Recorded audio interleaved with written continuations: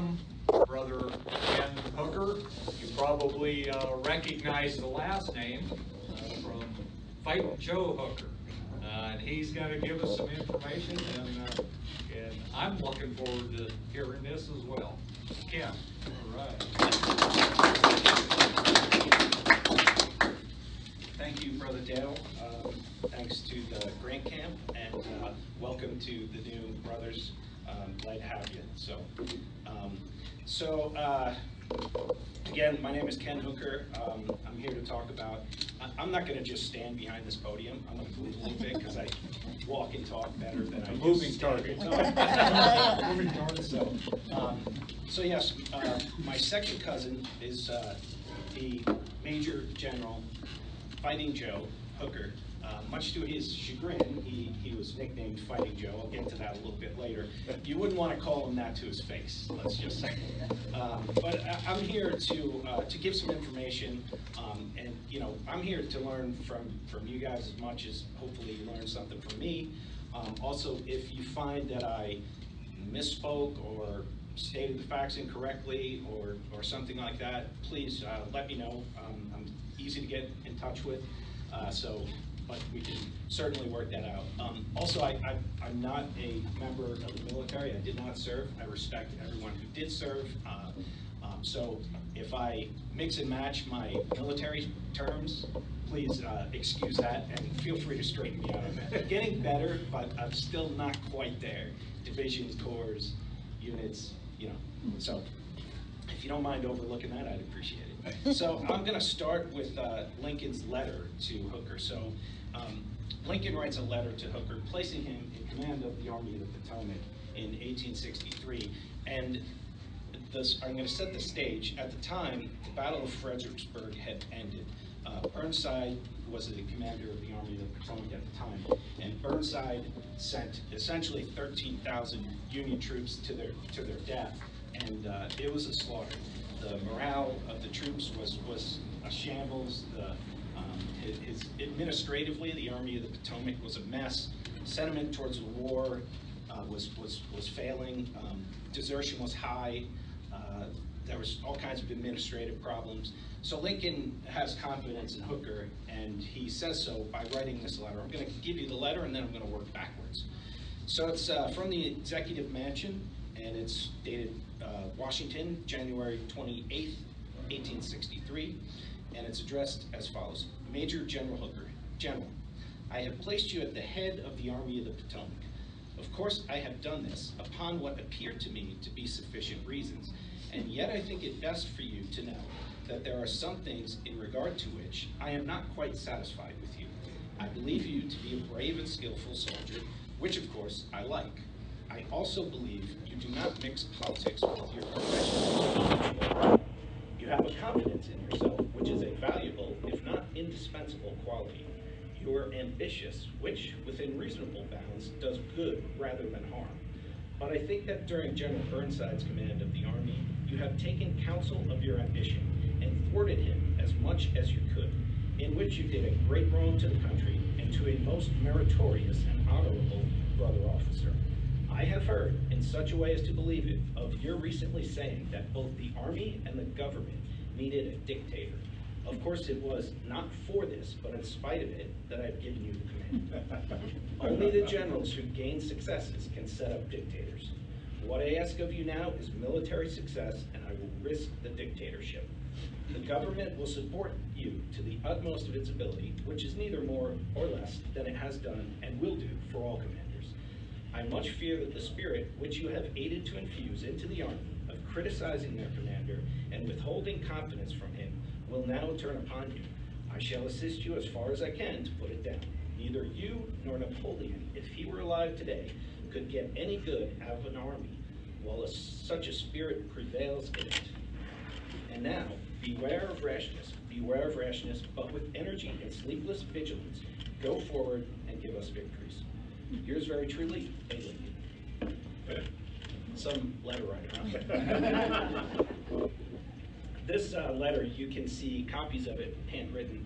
It's in someone's personal collection, but I have seen copies of it. In fact, I have a copy of it that I intend to put on my wall because it's pretty cool and it's part of my family history. So I learned that I was related to General Hooker from my grandmother. My grandmother, Grandma Hooker, was a school teacher in a one-room schoolhouse in upstate New York, St. Remy, New York, for most of her life. And she was a smart lady, and she knew all about history. And I went to her and I said, you know, I heard about this Hooker character in class. Can you tell me more? And she said, oh, we're related to him. He was a general in the Civil War. So as I grew up, I kind of always knew that this existed, but I wanted to find out more about it. So in doing research, you know, we have these handy tools today like Ancestry.com, you know, which my grandmother didn't have access to, and you know, she died in the 80s. So I start doing some research, and I discover not only am I related to the general, but my great-great-grandfather, Edson Hooker, was enlisted in Company F, New York 1st Cavalry Regiment. He enlisted in 1863, and he was promoted to corporal May 1st, 1865, and he mustered out. I saw a copy of his pension, which is kind of cool. You guys have probably seen lots of those, and that kind of brought it all home for me. So he, the general, was actually born in 1814 in Hadley, Massachusetts. His grandfather was a captain, Joseph Hooker, in the Revolutionary War. He was the grandfather of the general. That grandfather had a younger brother that was the younger brother of my direct descendant, which is John Hooker. John was too old to serve in the Revolutionary War, but he did serve in the French and Indian War. So, yeah, he went to West Point and graduated in 1837. One of the members of his graduating class that year was General Sedgwick, who would later fall under command of Hooker at Chancellorsville. So in pre-Civil War, he fights in the Seminole Wars. He receives a lot of promotions. He fights in the Mexican War and the Mexican-American War. As he's traveling in the Mexican towns, the young ladies in town get to referring to him as El Capitan Hermoso, which is the handsome captain. He was a very good-looking fellow. Actually, almost too much so. There were some in the Army who thought he was too pretty to be able to command. So he was often photographed, and he had something of a way with the ladies, and apparently they liked him as well. So he then, in 1851, he winds up being called to testify against a former commander of his, Winfield Scott. And Winfield Scott was accused of corruption, of taking bribes and things like that. So Gideon Pillow is the man being court-martialed at the time. Pillow is exonerated due to Hooker's testimony. So Hooker speaks out against his former officer, which is not uncharacteristic of Joseph Hooker. So Pillow's exonerated. Scott never forgives Hooker for this. He resigns from the Army as a result of political pressure in 1853. So he goes to California. And he's president in California in 1849 during the gold rush. Has a really good time in California. He decides he wants to try his hand at farming. So him and William T. Sherman go into a business venture. They plant vines and grapes in Sonoma County. They're the first ones to plant grapes in Sonoma County, California. Those vines are still producing grapes today. And if you see a wine called Bedrock, they have even one that's a Sherman Hooker combo thing. But their wine is very good and well renowned. You can actually go to Hooker's house that he lived in California, Sonoma County, and go to a wine tasting there. But call ahead to find out, because we went there and they were closed. Their hours are somewhat limited. But so it's said during this time, during 1849-ish, so to 1853 or so, it's said that Hooker's loves whiskey, women, and gambling more than agriculture. So, so he does some other things. He sells lumber to the Army. Other than gambling and whiskey and such, he does do some other things, and he amasses a small fortune. He actually is quite wealthy as a result. But he runs for office a couple of times unsuccessfully, and 1861, Civil War breaks out. Okay, and he assembles a regiment of volunteers, and he starts training them. And so he's doing drills, and he's running them through the paces. He's talking military strategy. His objective is to get this California regiment to go back east and join the fight. Well, he receives word that no California regiments will be allowed to fight that far east, and so he's crushed. He goes to the local watering hole, and by this time he's already spent his fortune, so he's broke. He's depressed. He goes to drown his sorrows with whatever last few dollars he has in a San Francisco tavern, and the tavern owner, Billy Chapman, says to him, you know, Hooker, what's going on? Why the long face? Why so sad? And he says, well, I just found out that I'm not going to be able to go fight back east with my California volunteers. You know, I'm a professional soldier. I'm a trained soldier. This is what I do. I want to fight for my country. I want to fight for the Union. And he says, well, why don't you go east? And he says, I'm broke. I spent all my money. I basically have just enough to pay my tab today. So Chapman says, what do you think it'll take? And he said, $1,000. So Chapman goes back to his safe. He grabs a wad of cash. He hands it to Hooker, and he says, take this as a gift. I'm giving this money to you. I don't want you to pay it back. I can't fight because this body's too old, and I have to run a business here. I can't leave California. Go and make us proud as California's native son. So he sends him on a steamship. He stocks his cabin with whiskey and cigars free of charge, and he sends him back east.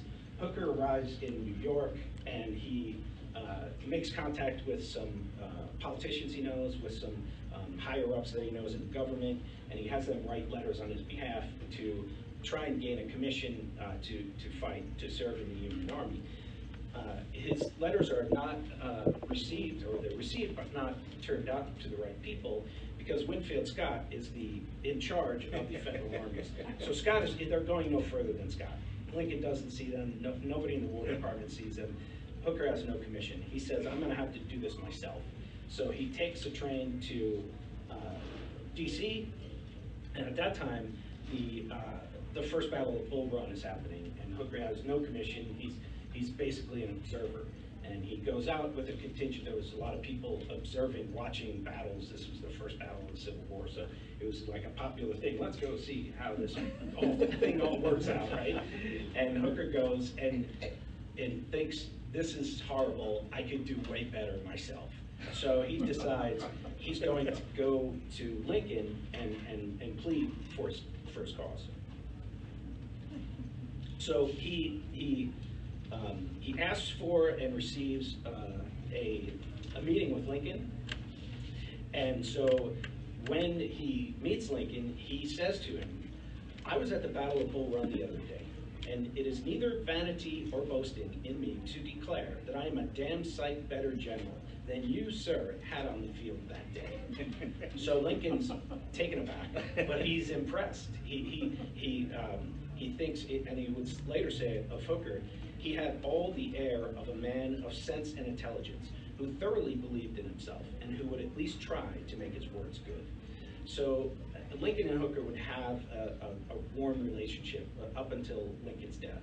And Lincoln, from then on, would look for opportunities to promote Hooker, even though Hooker had a lot of enemies around the administration and in other places. So he was one of those characters that you either loved or hated. There was not a lot of gray area, I don't think. So he participates in, he's given command of a division in the Union Army of Virginia.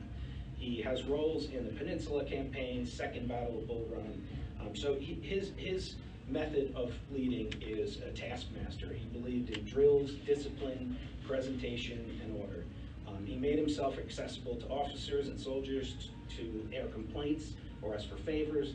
He took efforts to ensure that troops received their rations, clothing, regular leave. So he really took care of his men on a very low level, and that was important to them. They found it quite better than they'd had in the past. And he believed in a well-organized army, and he intended to do everything he could to make that happen. So in May of 1862, at this time, McClellan is heading the Army of the Potomac, and the Battle of Williamsburg happens, and he participates with his division. There is sent back home, or to the east, right, the northeast, a dispatch intended for the newspaper, and then they would do this where, you know, their hometown would be able to read that so-and-so fought and so-and-so fought in this division, and, you know, their hometown people would get to know who was fighting and such. So it was supposed to read, fighting - Joe Hooker. Well, somebody fumbled the typeface and dropped the dash, and so hundreds of Northeast newspapers got a letter that said, fighting Joe Hooker. So the name stuck, and Hooker was never happy about that. He said of the name, people will think I'm a highwayman or a bandit. And like I said, you wouldn't want to say it to his face, but there is some evidence that General Lee, during messages and things like that to his officers in the field, would refer to him as the F.J. Hooker. So I think he took a little jab there. All right, so Antietam is the next battle that he participates in September of 1862. He serves with distinction. His men actually fire the first shots of the battle, but midway through, he's leading from the front, and this was something that I found interesting about the Civil War, not just about Hooker, but other officers I think would do the same, where, you know, they're not sitting in the barracks, you know, giving orders here and there. They're actually on horse with the sword, like leading the charge. And Hooker was doing so when he takes a mini ball to his foot. It goes right through his foot. The surgeon on hand, you know, takes him off his horse and inspects it and declares him unfit for battle. Hooker's so disappointed. He's basically screaming for his men to fight on, and they're dragging him off the battlefield. So he says to basically anyone that would listen that if he hadn't been wounded, he would have defeated the Rebel army himself that day. And McClellan actually agreed with him. There's 11,000 casualties for the Union and 10,000 for the Confederate. So it's a small victory. They eked out the victory at Antietam, but very important battle. So Hooker basically goes to hospital to, actually they put him in the insane asylum. That's where they put convalescing soldiers. And there was a number of times where he'd stay at the insane asylum in Washington, D.C. I guess it was wherever you could find a bed. But he's convalescing in the insane asylum, and he starts writing letters to editors of newspapers and holding interviews, and he's basically speaking out against other people who didn't do it as well as he did, essentially. So you notice he was very opinionated about himself. Just a bit. Yeah. So in December of 1862 to January of 1863, so is the Battle of Fredericksburg. And as I mentioned before, it's a disaster for the Union. Burnside is the commander at the time, and Burnside is desperate for a victory. The Union Army, and especially the Army of the Potomac, was kind of like a revolving door, and would continue to be going forward. So Burnside thought he could just throw as many men as he could at it and last-ditch attempts to turn this battle, but it doesn't happen. Some of the things that affect him is he was expecting to place these pontoon boats. They're basically these wooden floats that would sit in the Rappahannock River with planks on top, and then you would march your men across and they get to the other side.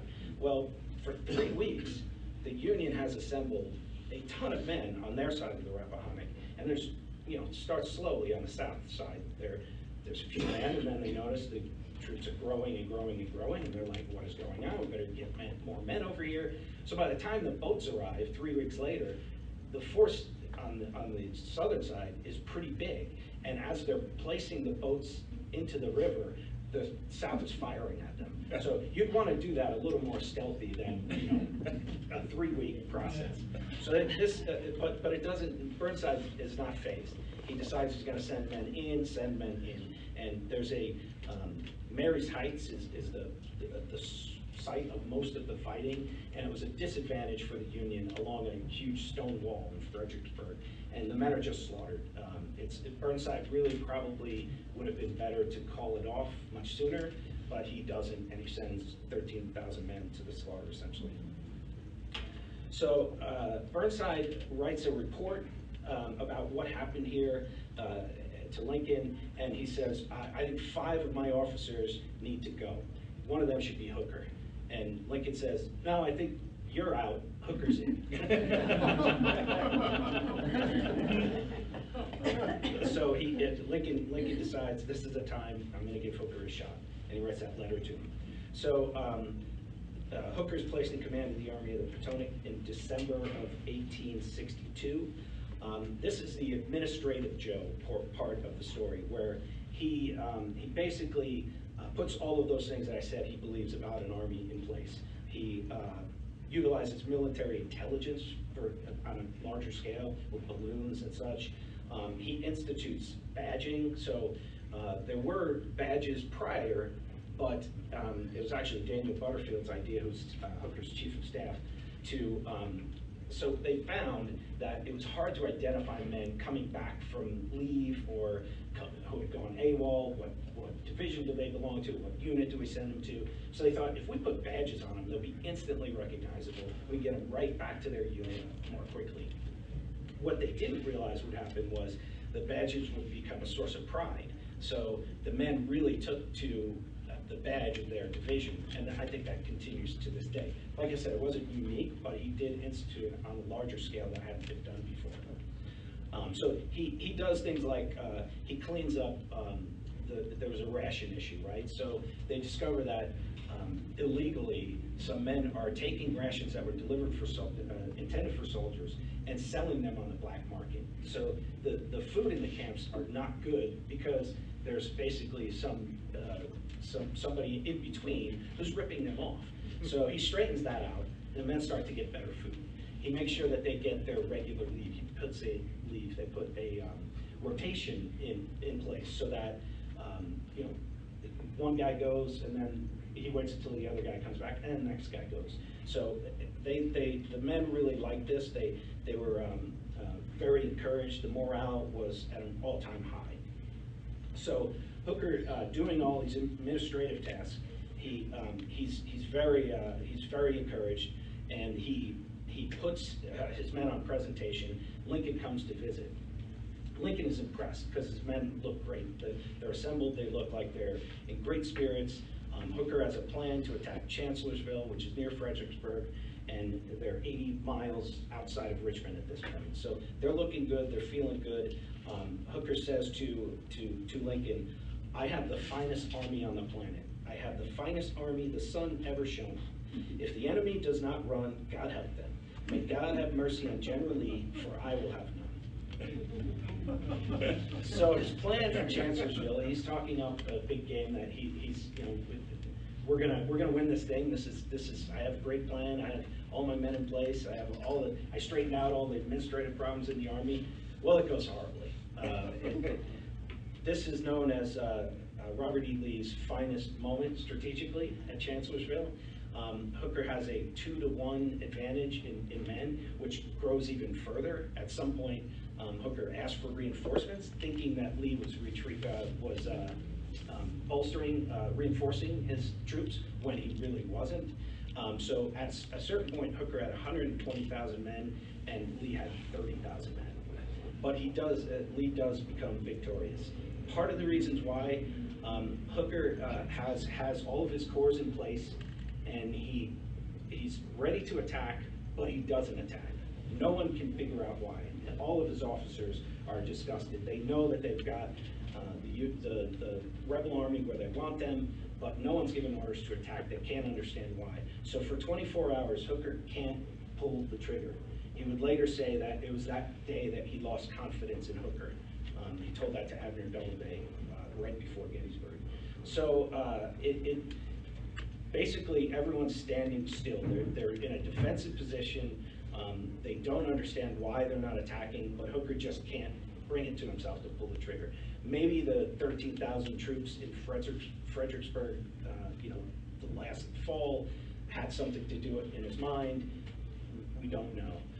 One thing that they do right is the cavalry cuts rail lines out of Fredericksburg between Richmond and Fredericksburg, so they can't actually send rail cars back to Richmond from Fredericksburg, which is pretty important. So about 48 hours in, or 36 hours, let's say, into the battle, Hooker is receiving some word from, excuse me, the battlefield, and he's leaning on. So his headquarters are at Chancellor's House. It's called Chancellor's House in Chancellorsville. It's essentially a hotel, right? But it's a very regal, grand building with these large Victorian-style pillars that hold a veranda. It's got a large veranda on the first floor and then a second story which has a veranda on it. It's one of those grand kind of southern buildings, right? So as Hooker's standing on the lower veranda receiving word from the battlefield, a shell lobbed from a hill nearby, which they decided wasn't strategic to defend. It's an 80-pound shell. It knocks down the pillar that he's standing on and knocks him senseless. It knocks him out. They pull him from the building. Another shell takes care of the rest of what was standing of the Chancellor's house. The house is essentially wiped out. They bring Hooker to a safe place, and they rouse him with some whiskey. Now, Hooker had been a daily whiskey drinker, probably most of his late life since he left West Point. He decided that he wasn't going to take any whiskey or alcohol at all during this battle. So his officers told him, do you really want to step out of your routine like that? And Hooker says, no, this is too important. I need to be clear, I need to be focused. So he doesn't drink any whiskey until they give him some when he's essentially knocked out. It wakes him up. They prop him up on a horse, and essentially this is to parade him around to say, hey, look, you didn't kill our general. After all, he's fine. But he's not fine. He's a mess.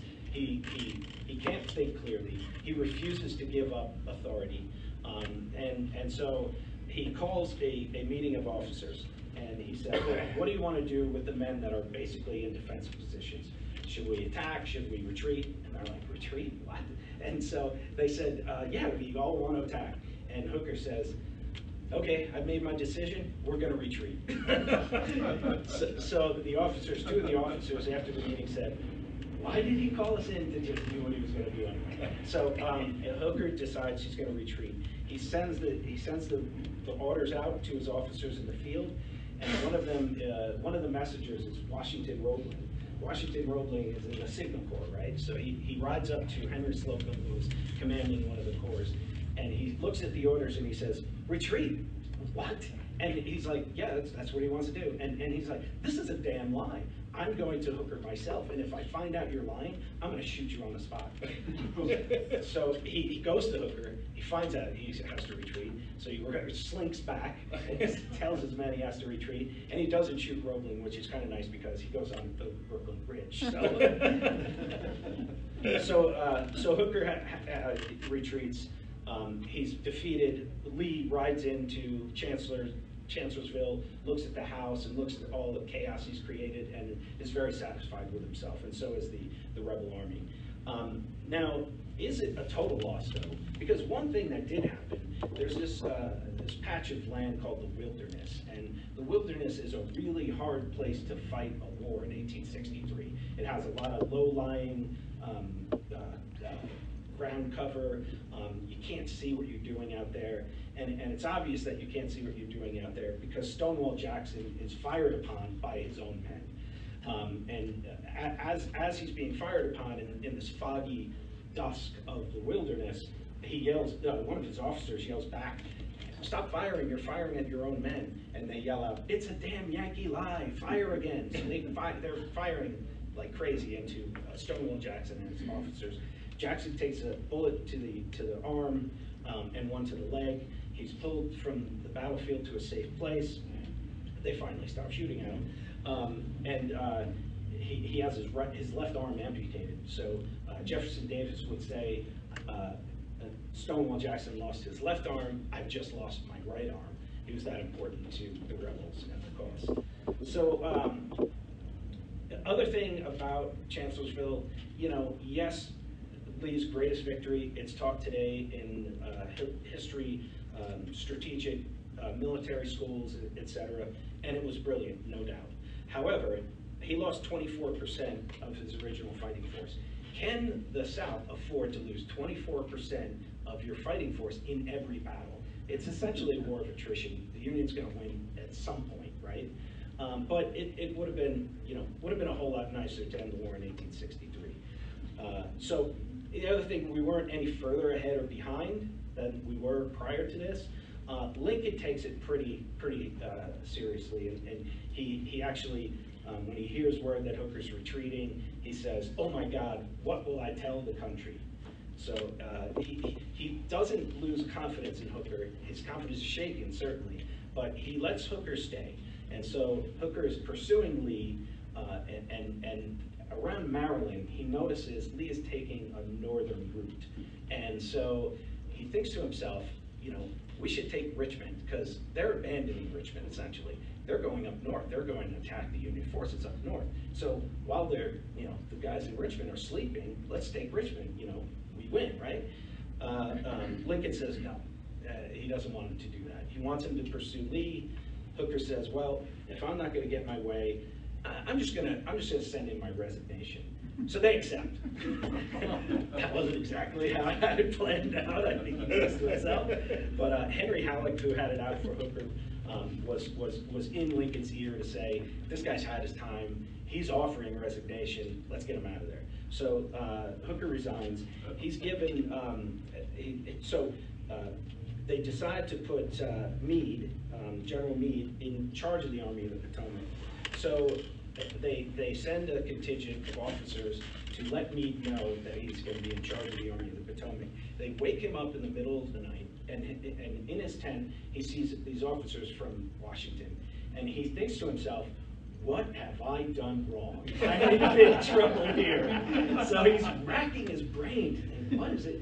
And they slowly start to tell him what's what, and he says, you're placing me in command of the Army of the Potomac? And they say, yeah, and he's like, can I decline? And they said, no.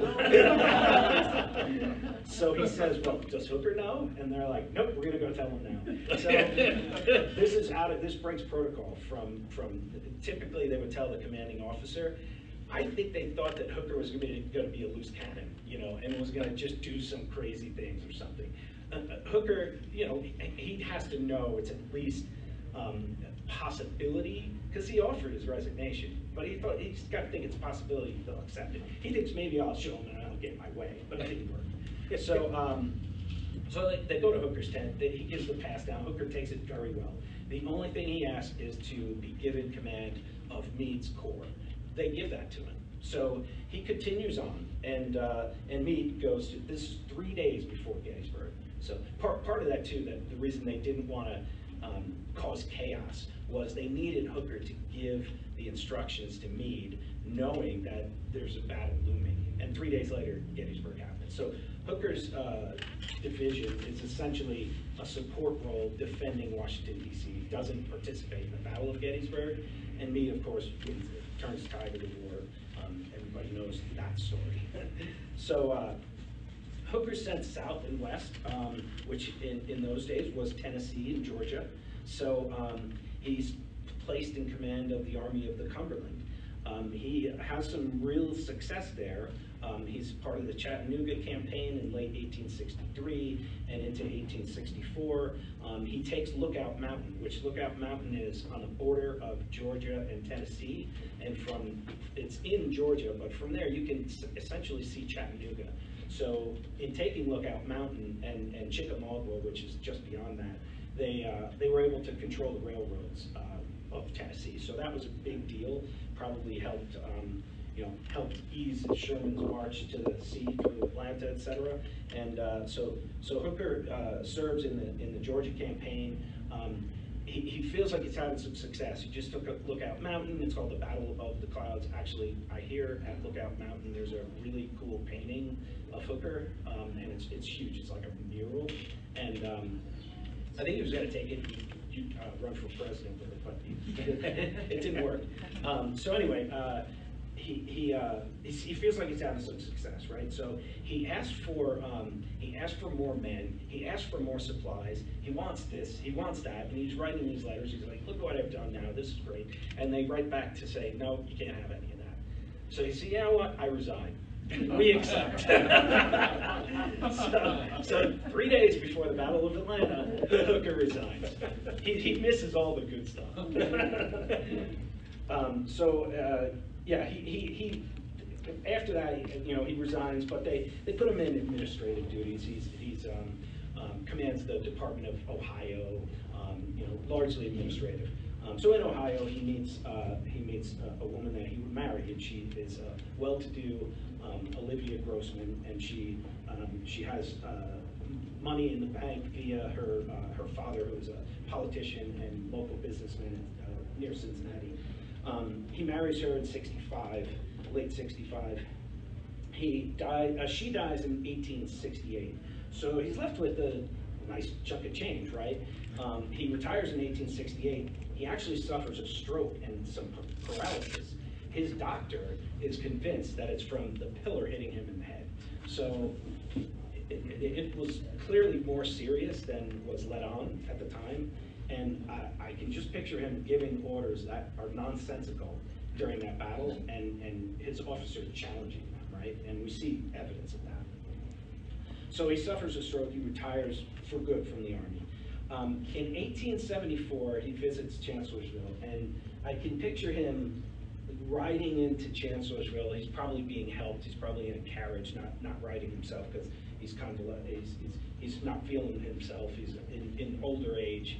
But I could see him rolling up to Chancellorsville and just looking around and thinking what might have been. A lot of people said that he was 48 hours from winning the Civil War. You know, I mean, it is what it is, but that in my head is a sight that I would like to have been around for. But anyway, so he dies in 1879. His body actually would lie in state for viewing at New York City Hall, and his pallbearers included John Jacob Astor and Charles Tiffany. So the money that his wife left him, he did pretty well with it. He, you know, ran in high society. This time he didn't gamble and drink it all away. He really has lives the good life. So the procession included a detachment of the GAR, representatives of the Association of Veterans of the Mexican War, and was attended by dignitaries, politicians, and the military elite, essentially. So from then, his body was transferred to Cincinnati, where services were held, and he's buried now in Spring Grove Cemetery in Cincinnati, which Commander Enlow says is a really cool place to visit. That's an awesome place to visit. So Hooker, as I mentioned, Lincoln had a soft spot for Hooker, such that when Lincoln was assassinated, Hooker led the procession, the funeral procession, from Washington, D.C. to Springfield. So they clearly, you know, clearly someone recognized that that was the relationship that Hooker and Lincoln had. So talk about the legacy of Joseph Hooker. He has a beautiful equestrian statue outside the State House in Boston. If you have not seen it, you should go see it. It's great. It's very grand. I mean, I knew that he was a popular figure, but to see it, it's just very, very grand. He has a whole entrance, Hooker's entrance. So it's often photographed, maybe not so much for military buffs, but I don't know why, but it's often photographed, Hooker's entrance. So, so again, you can go to the house in Sonoma and do wine tasting there, and you know, things like that. So one thing I thought I would address, and it's the fact that, you know, so I want to talk about prostitutes. It's a popular thing to say that General Fighting Joe Hooker invented the use of the term hooker to name prostitutes. Not entirely true, because the term was used earlier than Hooker reached the public eye in written format. So we already know that somebody else coined the term. However, there were lots of people going around and saying there's Hooker's Division, it's Hooker's Camps. It was said that Hooker's headquarters was a cross between a brothel and a bar room. I have no doubt that that was probably the case. He certainly didn't mind prostitution as an institution. I think he probably gave it the look the other way in his camps and his headquarters and for his troops, and they probably appreciated that. His headquarters in D.C. was in the red light district. Some have said that they did that because if the men went home to their families on leave, they might not come back. But if they stuck around town via the red light district, then they're way more likely to leave and come back to their unit. So those are some of the things he did. I know he was very savvy with media. I know he knew that they were calling him Fighting Joe. He didn't like it. He spoke out for it. So did he know that they were calling hookers on his behalf? I kind of think so. I kind of think so. I think he would have got a kick out of it. And so I like to say, end by saying I think Hooker thought hookers were okay.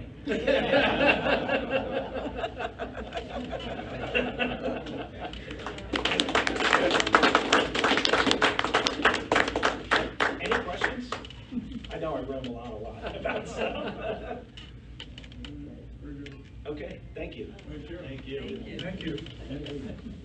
Brilliant. Thank you.